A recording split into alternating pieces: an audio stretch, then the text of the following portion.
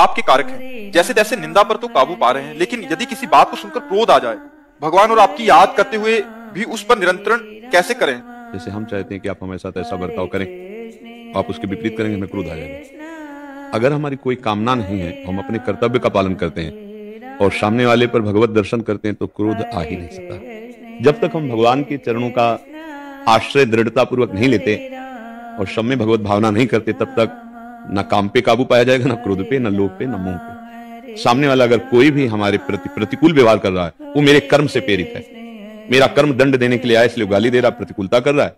मुझे अगर इस भाव को हृदय में धारण करने का सौभाग्य मिले कि मैं पवित्र हो रहा हूं और वो कड़वा बोल रहा है, मैं अपराध मुक्त हो रहा हूं। अगर मैंने कड़वा बोल दिया तो फिर वो अपराध बन जाएगा। हम कुछ सीमाएं हैं जिस तक तो हम सह सकते हैं। यदि हमारे कोई धर्म का नाश करने, यदि कोई हमारे गुरु की अवहेलना हमारे सामने कर रहा है, हमारे इष्ट की निंदा कर रहा है, फिर हम नहीं सहन करेंगे कि हम इतने तक तो क्षमा कर देंगे। इसके बाद हमारे गुरु का कोई अपमान कर, हम कहते क्षमा, धिक्कार हमारे जीवन को। हमारे इष्ट की कोई निंदा कर, हम कहते क्षमा है। हमारे राष्ट्र पे संकट आ रहा, हम कहते क्षमा।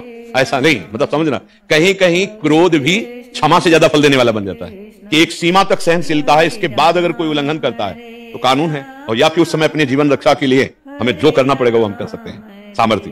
क्योंकि एकदम क्षमा का उपदेश अगर सही ढंग से ना समझ में आया तो निंदा होने लगे, तो कुछ ऐसे श्रवणेंद्रिय प्रिय निंदा वाले हैं, सबके नजदीक, हाँ अच्छा ऐसा भगवत चर्चा में कभी चेतना नहीं आई, अच्छा ऐसा हुआ, वैसे ही बड़ा सुख लेते हैं। ऐसा लगता है कि मतलब इनको बहुत बड़े पद में अभिषेक दिया जा रहा हो। निंदा सुनने में यदि तुम्हारी श्रवणेंद्री, दोष की बातें सुनने में श्रवणेंद्री कभी सो जाए तो हमें बताना, कभी नहीं सोए। फिल्म देखने में सो जाए तो बताना, 3 घंटे नहीं, प्रपंच है ना, खुला प्रपंच। आप जानते हैं कि ये जो दृश्य दिखाया जाएगा झूठा दिखाया जाएगा, पूरा झूठा। पैसा देते हैं जाके, 3 घंटे ऐसे देखते हैं और अपने को बड़ा सौभाग्यशाली हर्षित होकर बाहर आते हैं। मूढ़ता की हद हो गई। वैसे ही झूठ में फंसे हुए हैं, झूठ में और नया झूठ, पैसा देके। वो बोले बुद्धिमान है, हमें तो नहीं समझ में आता कि बुद्धिमान हो। 3 घंटा समय बर्बाद किया, अपनी इंद्रियों को दूषित किया, पैसा लगाया, और इसके बाद बुद्धिमान भी कहलाते हो। अरे भाई, 3 घंटे किसी की सेवा में लग जाते, 3 घंटे यदि भागवत का पाठ करते, 3 घंटे गीता जी की श्लोक पाठ करते, 45 मिनट में गोपाल शास्त्र नाम हो जाता, तुम्हारे जीवन का प्रकाश कर दे। 3 घंटे यदि कीर्तन करते और जो 25-50 रुपए की टिकट लाए हो किसी बीमार की सेवा में लगा देते, आधा किलो बाजरा खरीद के पक्षियों को चुगा देते, मंगल हो जाता। बुद्धि भ्रष्ट है, स्वर्ग का सुख अनुभव कर रहे हैं असत्य पे। उनसे पूछो कि ये सत्य है क्या? नहीं नहीं, झूठा है, नाटक है। छोड़ते हैं या फिर ये अकाल मृत्यु है? ये अकाल मृत्यु नहीं, ये जीवन की आहुति है।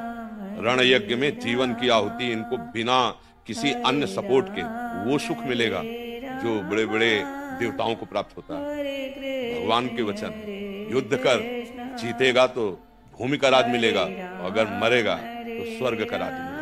ये कोई साधारण पुरुष नहीं है जो राष्ट्र सेवा के लिए इस रणभूमि में, रण यज्ञ में अपने प्राणों की आहुति देते हैं। ये हमारे पूरे भारत और विश्व के लिए सम्माननीय। इनका यह अकाल मृत्यु नहीं है, नहीं नहीं नहीं, ये प्राणों की आहुति है अपने देश रक्षा के लिए। इनको प्रणाम करते हैं, मन से प्रणाम करते हैं। और ये जहां जाते हैं ना, बड़े बड़े साधन करके पहुंचे हुए जो देव कोटि के, वो जो सुख मिलता है वो इनको मिलेगा। राष्ट्र सेवा, हाँ भगवान की सेवा है, ये कोई साधारण नहीं। वो अपने प्राण कितने प्रिय, सबको देखो ना।